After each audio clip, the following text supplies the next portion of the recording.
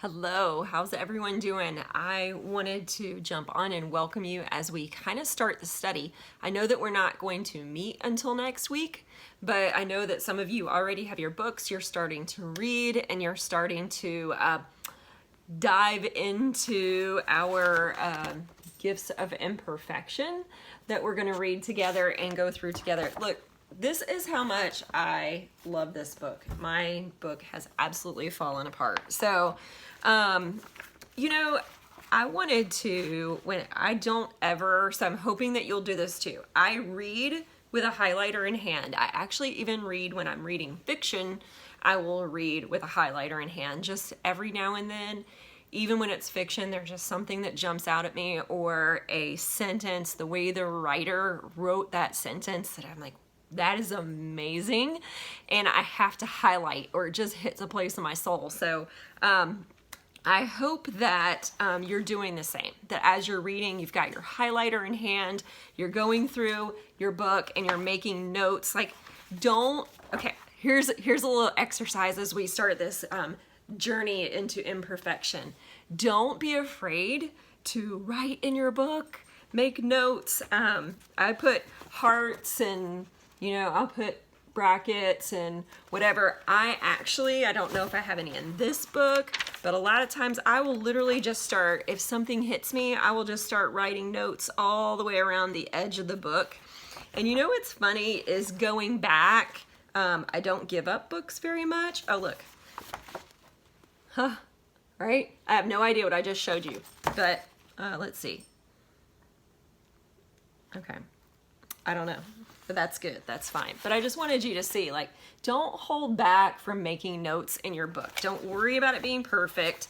Hopefully that this book is going to hit you like it did me. Hopefully it's, I always am positive that it is the season that it's supposed to be for you, that this is what yours will end up looking like, that you're going to absolutely just tear this thing up and devour it. Okay.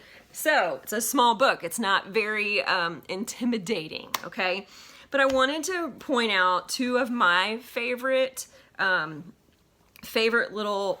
pullaways from this book that I went back as I looked through some of my highlights and notes that I think are going to, you'll see them as you go through. One of them's not even until guidepost number 2, so it's not until our 3rd week, I believe. So, and they go together, but it kind of gives us an idea, and maybe you an idea of why I wanted to do this group so bad. And the one is the Anne Quinlan quote that I've been posting a little bit lately, so you may have seen. It says, the thing that is really hard and really amazing is giving up on being perfect and beginning the work of becoming yourself. I love that. The thing that is really hard and really amazing is giving up on being perfect and becoming the work of becoming yourself. Because I don't think they can go, I don't think that perfection and you being fully you and me being fully me go together. Case in point, I love doing these things. I love bringing women together. Lately, it seems it's easier to do it in this setting online. It makes more sense just because you could watch it on your own time. We can, have more discussion back and forth as we're reading. There's just so many good things about it. I also love getting together. So that's why I'm offering it in both ways. But if I was going to wait until I felt like this was the perfect time for me to do this, or if I right now, I'm really prepared through about the first week or so. I'll figure this out as we go. A lot of our discussion will be at what we decide as we go, and things like that. I don't have this massive plan. I'm going to let Brene guide this, and I'm going to let you guide this. So my point is, the practice for the last few years for me of putting myself out there and not worrying about it being perfect has been hard. But when I do that, it has been the most rewarding. And even last week, so I posted my blog post last week. If you haven't seen it, it's on my blog on my jenmulford.com the space between, I called it. And that was really hard. That was a hard one to write and then to push send on. and put it out into the world for people to see, because I got very personal, but that was me becoming myself. That's part of it. So I'm really hoping that this hits you in that way. And then to build on that, the thing that's really hard and really amazing is giving up on being perfect and beginning the work of becoming yourself. And then I love this to follow that up, and that's what I just want to leave us with, this little intro to this book. How much we know and understand ourselves is critically important. But there is something that is even more essential to living a wholehearted life. And you'll hear that a lot from Brene about living wholeheartedly. And so we'll get to talk about that a little bit more and what that means to us. But how much we know and understand ourselves is critically important. But there is something that's even more essential to living a wholehearted life, and that is loving ourselves.